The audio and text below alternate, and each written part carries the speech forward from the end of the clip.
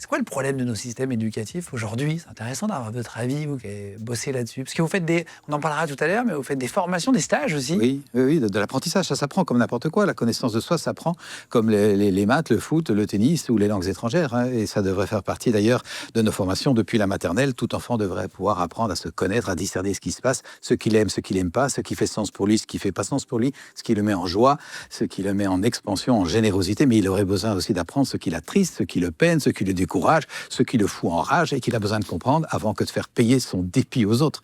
Il y a une dimension citoyenne à ce travail de connaissance de soi et j'aimerais que la scolarité puisse s'en emparer parce que jusqu'ici, malheureusement, la scolarité s'occupe du cerveau dit gauche. On apprend à être logique, cartésien et à se mettre dans les rails.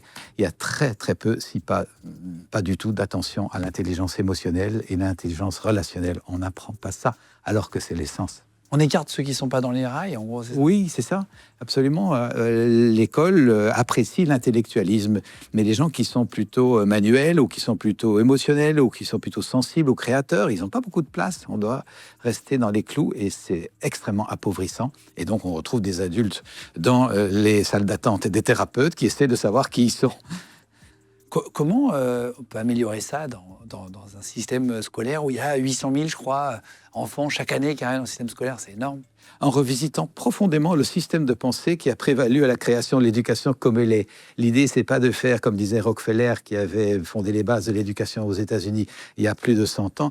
Son concept était « je ne veux pas faire des penseurs, je veux faire des travailleurs ». Eh bien non, nous avons besoin de faire des gens qui ont de la conscience, de la connaissance de soi, de la compréhension des autres, qui ont de la créativité. Et donc, il s'agit de revisiter les bases en se disant « nous allons faire des citoyens qui sont heureux d'être là et qui se connaissent bien et savent se mettre au bon endroit ».